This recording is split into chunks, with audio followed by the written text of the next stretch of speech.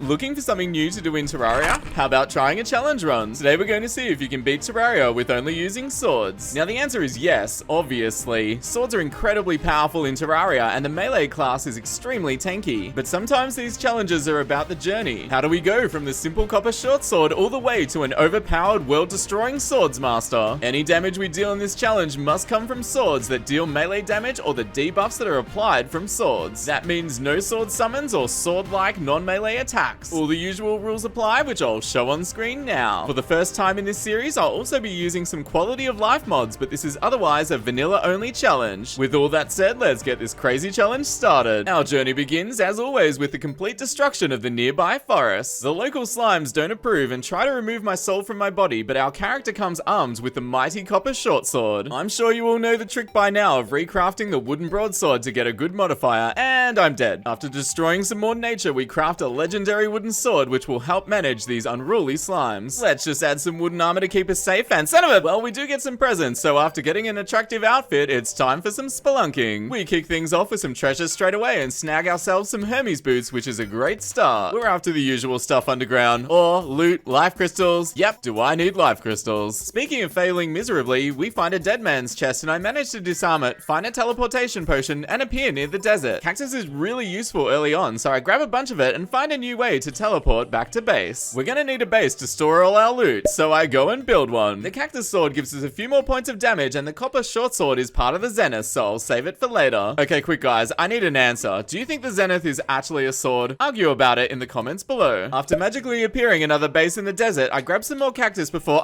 well, at least we can craft some cactus armor before moving on. I decide to explore more of the surface and try to find an enchanted sword shrine while we loot everything along the way. The local piranhas must be summoner mains, however, and they promptly end my search for the sword. Still, all the extra bars allow us to craft a silver pickaxe and broadsword as our power ever grows. I decide to try for the blade of grass, but immediately find a gold pile, so it's time for the merchant. 5 years later, the merchant finally moves in, so I buy the pig to expand my inventory. The blade of grass is a powerful sword available from the start of the game if we can survive the underground jungle, so it's worth the risk to explore for now. To craft it, all we need is 12 stingers, 15 jungle spores, and 3 vines, so this should be really easy. The spores are easy enough to collect, but defeating hornets and man-eaters for the other materials is fairly tough at this stage of the game. I spend one of my many forced returns to base to craft a topaz grappling hook to help with exploring before heading back for more punishment. We hit the absolute jackpot in a living mahogany tree where we score a couple of gravitation potions which might unlock our next sword. After consuming a potion of falling upwards, we ascend to space in search of floating islands. If you didn't know, chests on floating islands have a chance to contain the Star Fury, a powerful sword that fires a damaging projectile at your cursor position. With harpies hot on my heels and a few chests later, not only do we find the Star Fury, but a pair of fledgling wings in the same box. With our sword of harpy destruction secured, I return to my spelunking adventures to try and remedy the concerning lack of life crystals in our challenge so far. Now we've got a decent sword, it's time to consider preparing for our first boss fights, which means we also need some better armor. I also rescue the stylist who tries to sell me a bid for all my money, to which I refuse. For now, anyway. Back at base, we smelt all our ore into bars before crafting a set of silver armor for a nice defensive boost. If we're going to unlock the Tinkerer, we're going to need to defeat the Goblin army, which requires smashing a few shadow orbs. You could also farm for the ancient shadow armor at this stage, which drops rarely from the Eater of Souls, but I'm feeling confident with our current equipment. I also smash one shadow orb too many and pay the price for my greed. Before moving on, I decide to keep pushing for the blade of grass and a sharpening station. The sharpening station is huge for the melee class as it gives us a buff which allows us to ignore a whopping 12 points of enemy defense. Farming hornets is much easier with our Star Fury, and just as I get the last stinger, I face the painful reality of playing melee in the early game yet again. Still, our suffering pays off as we craft the blade of grass, which gives us the ability to poison enemies. While I'm having fun setting up magic storage, I totally don't notice an evil presence watching me until the boss music starts playing. I quickly throw on the sharpen buff and run to my very stylish arena to begin the battle. Our strategy is to poison the boss with our blade of grass and rain down the pain with our Star Fury. Noticing my arena is a little too dark to see properly, I totally ignore the boss as I place some torches to light up the battle. The enraged boss gets a few good hits in, but doesn't stand a chance against us, and soon enough it falls. Being in expert mode, we grab the Shield of Cthulhu, which is useful for avoiding contact damage when you dash into enemies. The Eye also drops Demonite ore, so we craft the Light's Bane, which slashes for an extra 5 armor penetration and pierces an extra enemy. Although that boss fight went fairly well, we're going to need buff potions soon, so I start making a potion farm and planting millions of Daybloom in it. I decide to continue our boss rush by heading back to the corruption for revenge on the giant worm. Naturally, I fail miserably. Our next try goes far better as I use our platforms to allow the boss to charge into me, allowing me to heal as I continuously destroy the heads. Soon enough, the boss falls and we claim our prize. And back at base, I open the treasure bag to get the worm scarf for a nice defensive boost. While we're at base, I craft a nightmare pick and the axe of night before moving on. After finding the worst queen beehive ever generated in the history of Terraria, I smash the lava anyway and attempt to fight the boss. It's an absolute disaster, as you might have expected. After finding another terrible hive, I decide to spend some time applying explosive spheres to give me some room to move. With the arena set up, I smack the lava and begin the battle. Unfortunately, the bee is immune to poison, but our blade of grass is still useful for hitting the speedy queen bee. Thankfully, the bee stays still for quite a bit and allows me to get some good hits in with our Star Fury for some nice extra damage. Soon enough, the big bee falls and we collect our treasure bag. We open it up and unfortunately there's no beekeeper inside. I do head back to base though, as the witch doctor has moved in, and I buy the imbuing station. The imbuing station allows us to make flasks which allow our swords to apply debuffs like poison when using any of our swords. Using the power of mods, we create an instant elevator and then get to work mining up some hellstone ore in the underworld. I also make sure to grab some obsidian as we've got some huge upgrades to get. But first we need to craft a stack of hellstone bars which allows us to make the volcano sword. This weapon has a huge hitbox, does extra explosion damage, and inflicts the on fire debuff to enemies. And you better believe we're also making a set of molten armor, which is the best pre-hard mode melee armor available. A little while later, I'm preparing for Skeletron when a goblin army spawns naturally, so I jump at the opportunity to test out our new fiery blade. We take a few hits, but the poor goblins don't stand a chance against our OP equipment, and soon enough I send them running. I think a powerful sword-wielding character like ourselves needs a beard to strike fear into our enemies, so I waste a ton of gold buying one, which everyone wanted me to do. To make the Knight's Edge, we still need the Muramasa, which means Skeletron has gots to go, so I prepare a small arena to smack around the bag of bones. The fight was going really well, but the lack of a watch and it turning to morning results in Skeletron insta-deleting me to my surprise. They're gonna come down. Oh wow,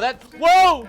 Oh no, it's daytime! The next night I try my luck again and quickly get to work setting the pile of bones on fire because flammable bones are a thing in Terraria. Our blade of grass is useful for its charge attack as it allows me to hit the skull while running backwards for more damage. With the hands out of the fight, it's just a matter of avoiding the skulls as best as possible as I get used to being a lot closer than usual to bosses thanks to using swords. The moon is still high in the sky when we finally crack the skull, and the treasure bag gives us the Skeletron hand for our troubles. There's plenty to do in the dungeon and we kick things off by rescuing the mechanic. She decides to sell us the mechanic's rod, which will give us a nice boost to our fishing power. And with incredible luck, the first gold chest we open has the Muramasa in it. This is huge as it means we can now craft the Knight's Edge, which is the most powerful pre-hard mode sword. Our rescue efforts continue as I also save the bound goblin. I quickly buy a pair of rocket boots but get completely deleted before I can buy the workshop. Maybe it's for the best though, as it brings us back to the corruption, and combining the Muramasa, Volcano, Light's Bane, and Blade of Grass grants us the powerful Knight's Edge. I swing back through the dungeon to quickly burn a few more gold keys, and we manage to find the Cobalt Shield. Back at base, I purchase the Tinkerer's Workshop and get to work with a few upgrades, including an Obsidian Shield and a pair of Spectre Boots. We're rapidly approaching our Wall of Flesh battle, but we've still got a few last minute upgrades to get, starting with maxing out our HP. After grabbing a Shadow Key from the dungeon, I decide to loot the Shadow Chest in the underworld for that sweet, sweet loot to satisfy our never-ending reforging costs, and the goblin ripping me off too much. While there's no swords we need from Shadow Chest, we can get some great buff potions like Life Force and Heart Reach, which are excellent for the Wall of Flesh battle. All that's left is to upgrade our Spectre Boots to Lightning Boots and then craft a Molten Pick to get ready for hard mode. After having the worst luck in the world trying to farm a voodoo doll, I decide to create a Guide to Lava deployment system in the underworld. The guide puts up a great fight trying to avoid his fate, but eventually he decides a lava bath actually sounds kind of fun and voluntarily jumps into the molten soup, summoning the Wall of Flesh. Being one of the strongest pre-hard mode weapons, the Knight's Edge makes short work of the Hungries, and then I get to work slicing up the huge eyeballs. Being up close and personal means I take a ton of damage from the laser barrage, but just as things are looking bad, the giant wall explodes and hard mode officially begins. I head to our jungle base to open the treasure bag, and while we don't get any melee gear, I gladly use the demon heart to unlock our 6th accessory slot. But that's not all. We stumble across a nearby meteorite crash site, and while mining up the delicious ore, a friendly meteor head reveals a sneakily hidden enchanted sword shrine. As I'd like the option to craft the Zenith later on, I'm actually hoping to get the 98% chance of the enchanted sword over the 2% chance of the Terra Grim. Thankfully, my luck is terrible, so out pops the enchanted sword and we continue on with our adventure. Heading to the shimmer, I decide to change our mage emblem into the much more useful warrior emblem for 15% extra melee damage. Being melee, we're going to need plenty of mobility in hard mode, so upgrading our wings is a priority, so I head to space and set fire to the flying sausage for Souls of Flight. Frost armor is also excellent for melee builds for its powerful stats and frostbite debuff, but that requires hard mode ores to craft, so I head to the corruption to smash up some altars. The underground Hello is thankfully fairly mob free, so it allows me to peacefully mine up some crystal shards and palladium ore in peace. Back at base, while upgrading to a palladium pickaxe, the pirate army decides to spawn because the game wants me to suffer. Usually I'd set up an arena in advance for events, but I quickly realized that lava isn't actually a sword, so I have to save the pirates from a fiery demise so I can destroy them myself. I then proceed to spend the next few minutes of my life dying repeatedly while trying to build the worst mob farm the world has ever seen on the fly. The farm works really well once it's set up, and soon enough the pirates are defeated and I die to the Flying Dutchman spawn camping me. All these tombstones will come in handy though as I visit the Dryad to buy some crimson seeds, as we're going to want to make an artificial crimson biome to farm ichor. With a blizzard raging in the snow biome, it's the perfect time to farm ice golems for frost cores. The best way to farm golems is to dig a 2-block wide hole for them to fall into and then smack them like a frozen piñata safely from the outside. It's really slow going, but it's a great way to farm for frost cores in relative safety. Unfortunately, the Deerclops doesn't approve of my dishonorable fighting methods and wills itself into existence, and after a short battle completely destroys me, which is quite embarrassing. It also doesn't despawn, so an embarrassingly long time later, I tame the horny beast by administering my sharp pointy implement and get back to farming golems. About 3 million golems later, one takes pity on me and finally drops an ice feather, so I get to warm up by heading back underground. You all know the drill from here. Mine up orichalcum to make an anvil, and then the next pick tier, and then mine up adamantite to craft the forge. Lastly, I spend a soul-crushingly long time mining up several hundred adamantite ore, but for you it's only a few seconds. Isn't that great? Back at base, we make a stack of adamantite bars and then make a set of frost armor and some frozen wings. It's time to make an artificial crimson biome and fishing spot, but being the Terraria expert that I am, I forget that water evaporates in the underworld. About an hour later, after realizing my error, I return to the surface and find werewolves are out to play. This is a really great opportunity to get the moon charm, which turns us into a werewolf and boosts our melee powers. The charm drops, but of course I don't notice it for several minutes because getting distracted is what I do best. I head to the underground snow biome to set up another crimson biome, which involves a ton of icy excavation, but eventually we make a decent farm, maybe even too good. Next I catch some crimson tigerfish and hemopiranha, and we even catch a crimson blade tongue, which is a sword with an ichor attack. We also get brutally destroyed a few seconds later. With our buff potion supply and new ichor flask ready for action, I craft the mech boss summons as we've got some bosses to fight. I kick things off by summoning the destroyer. Unfortunately, this boss is immune to ichor, but our knight's edge can hit multiple segments at once for huge damage. If you didn't know, a great destroyer for the strategy on harder difficulties is to build a safety box high in the air to block the probe's laser spam. It also makes it really easy to avoid the destroyer's head and allow you to focus on dealing tons of damage. Soon enough, the giant worm explodes and we move on to Skeletron Prime. While I can apply ichor to this highly mobile bag of metal bones, it's a slight challenge for our sword-wielding warrior. I always like to focus on the prime laser first, as it has the least health out of all the arms and is most likely to hit us. As the night rolls on, I realize I'm in danger of not defeating the boss by dawn, which will result in it instantly deleting me, so I swap out to our frostband and focus on the skull. With just over a minute and a half to spare, our strategy pays off as a giant skull crashes to the ground. The next night, after crafting the Excalibur, we summon the twins. Our first attempt goes really well until I die just before we beat the boss, because of course I did. The next night we try again, and as always I focus on the close range spasmatism to take it out of the fight. Our frostbrand proves to be MVP once again, and eventually we take down the last mech boss as the jungle grows restless. But first we use our hallowed bars to craft a pickaxe axe as well as the true knight's edge, which gives us a powerful area of effect attack. Our frost armor has served us really well, but now that we can mine chlorophyte ore, turtle armor is available to us. Life fruit has also started spawning, which I'll slowly collect a bunch of it while we explore for ore. I also grab all the loot I can get my hands on while I collect hundreds of green rocks for our never-ending reforging needs. Back at base, I smelt our ore into chlorophyte bars and make a chlorophyte claymore, even though it kinda seems to suck, but let me know in the comments if you guys think it's cool. I don't have enough turtle shells yet, so I just make the turtle chest and leggings for now to go with our hallowed mask. After picking on a passing wyvern, I also upgrade our Excalibur to the true Excalibur, which we'll need for the mighty Terra blade soon. We're nearly at the end game now, but there's still a powerful sword I'd like to get my hands on, and it drops from Plantera, so I start preparing an arena in the jungle. In what seems to be a bit of a trend in this challenge, Plantera destroys me not only once, but twice, and leaves me questioning my life choices. So you probably think our third attempt I'd learn from my mistakes, become the sword expert I was born to be, defeat Plantera in an epic battle, and son of a— Yeah, okay, but by my 4th attempt, I'd started to learn the secrets of the sword. I found that the true Excalibur was good at cutting the second form tentacles to shreds, leaving the angry plant exposed. After much embarrassment and almost a 4th loss, the evil plant finally falls as I release a big sigh of relief. Returning to base, I open the treasure bag, and with amazing luck, we get the Seedler on our first try. This incredible sword releases exploding nut projectiles that can also apply debuffs, making it an excellent event weapon. The next day, I head to the ocean to try our luck against Duke Fishron to get our hands on the shrimpy truffle. The fight was going pretty good until, in a moment of horror, I realized the danger of using quality of life mods, as I had unwittingly summoned 2 Fishrons at once and only noticed as one went second form. I tried my best against the 2 beasts, but things got quickly out of control and I became fish food. Later that day, I try again, making sure to only summon a single Duke Fishron this time. The Seedler's exploding attack is doing a lot of work against the large target while I slowly whittle down its massive health pool. I fly up and down to avoid the 3rd form charges until the giant fish explodes into fun nuggets as I quickly grab the treasure bag. Unfortunately, we don't get the rare Fishron wings, but we do get the shrimpy truffle, which will come in useful later in our challenge. Our next target is the Horseman's Blade from the Pumpkin Moon, which requires ectoplasm, so I give the terrible glob-firing sword a try while collecting puddles of ghosts. We even find a keyblade and bone feather while grinding, giving us some more equipment options, which is always useful. Returning to base, we craft a medallion of pumpkin summoning and even upgrade our mechanical glove to a fire gauntlet, giving our weapons the on-fire debuff ability. The Terra Blade will help a ton for all the fighting we're about to do, so I decide to raid the temple first to collect solar temple fragments so we can challenge a solar eclipse. I can also grab the lizard power cells while I'm looting everything, ready to farm some golems later. Back on the surface with the tablet crafted, I hoist it into the air and summon a solar eclipse. I try to use our pirate farm from earlier, but it fails miserably because my existence is suffering right now. We've got tons of items to get from this event, starting with a broken hero sword from the Mothrons that we need for the Terra Blade. I also need a Neptune shell and Moonstone to make a celestial shell, and we even get lucky with a pair of Mothron wings for a nice upgrade. After cleaning up all my tombstones that night, I thank my Knight's Edge and Excalibur for their service as I fuse them into the powerful Terra Blade. Returning to the temple, I unleash our new toy on the poor lizard men before setting up a quick golem arena. With the arena prepared, I summon our first punching bag and get to work picking on it. I even have some fun discovering the power of the Psycho Knife. And yes, before you comment, the wiki says it's a sword. One thing I'm really loving about these weapon-only challenges is using weapons I've never used before in Terraria. Soon enough, the golem explodes and we grab our treasure bag. All I really need is a sunstone to make the celestial shell, so of course I don't get it, but the Eye of Golem will be useful. Because I have the best luck in the world, I have to use all 6 of the power cells before the dumb golem drops the sunstone, but at least now we're swimming in loot. After making the celestial stone, I then put it in my vanity and forget to upgrade it to the celestial shell because I have the memory of a goldfish. I then misspell beetle and finally make a set of beetle armor, and you know we're going for the scale mail option for that sweet, sweet damage. With our fresh suit of beetle armor, I summon the Pumpkin Moon. The only thing we need is the Horseman's Blade, so I waste no time blasting the early waves with our Terra Blade. Although you can't really see it, Ichor works on the Pumpkin, so it's totally worth using to help reduce their high defense. Thankfully, by the 12th wave, the second Pumpkin we face drops the Horseman's Blade, saving me from the fate of becoming a professional pumpkin farmer in Terraria. The next sword in our quest for the Zenith is the Influx Waver. I failed a lot in this challenge, but my performance in this event takes tombstone collecting to the next level. Slowly, we grind through 2 events of Martians, and with still no Influx Waver, we must increase our luck, and I know just the way. I buy some rainbow dye from the stylist, and as everyone knows that unleashing the full power of our beard will surely bring us the luck we need. And wouldn't you know it, only 50 sources later, the sword finally descends from the skies as we're one step closer to the Zenith. It's time for the endgame, so after finding the cultists trying a new dance formation, I erase them all from existence and take on their leader, and die when it only has 142 health left because this challenge is cursed. This second fight goes much smoother, with the Influx Waver doing work thanks to its special // bonus damage. Unlike our first try, this time we defeat the cultists quite easily as the Celestial Pillars are unleashed. You've all seen the pillars before, and as there's no swords I can craft from them, I just smash my way through the Nebula, Vortex, and Solar pillars, leaving the far easier Stardust pillar for last. Before we go and pick on the Stardust mobs, we need to get ready for our Moonlord battle first. Did you know that you can stack the Mechanical Glove and Fire Gauntlet accessories for 24% increased damage and attack speed? I take a quick look at our modifiers. Playing Inferno mode has made me like warding more for defense, but what modifiers would you put on a swords build? I also make sure to upgrade our Celestial Stone to a Celestial Shell for a ton of extra damage and defensive stats, perfect for our melee build. As I'll be flying against the Moonlord, I decide to add an Eye of Golem for some extra critical strike chance. With all of our equipment and buffs ready, I head to the Stardust pillar and farm those poor star cells to easily break the shield before slicing the pillar to pieces. As I teleport back to our arena, we're about to find out if we can beat Terraria using only swords. The screen flashes white as our Moonlord battle begins. I prepared an arena using bubble columns filled with water and honey, which achieves 2 goals. Firstly, it allows me to swap my wings and boots for damage accessories, and we also get the 15% damage bonus and movement speed boost from the cute Fishron mount when it moves through liquids. The only weakness of this strategy is our really slow turning speed, so I have to pay attention to when the Moonlord uses the Phantasmal Death Ray. As always, I try and kill the eyes as close together as I can to stop the true eyes of Cthulhu spawning too early in the fight. Melee builds really benefit from Ichor Flasks against the Moonlord, as our rapid attacks keep it applied for most of the battle. With the core open, it's a fairly comfortable run to the finish line. As the Moonlord starts exploding, our challenge is complete. We've defeated Terraria using only swords. Doing a swords only run in Terraria showed me how many amazing weapons there are that we never really use. I'd love to do some more weapon only challenges in Terraria, but the big question is, what do we try next? What's your favorite weapon type? Let me know your ideas in the comments below. Thanks as always to our channel members and Patreon supporters. If you'd like to get involved, there's a join button just under this video. I had so much fun making this video, and if you enjoyed it too, please let me know by smashing that like button, sharing this video, and consider subscribing to see more fun videos like this. And here's the most important part as always, you all stay happy and I'll see you soon. This is HappyDays signing out. See ya!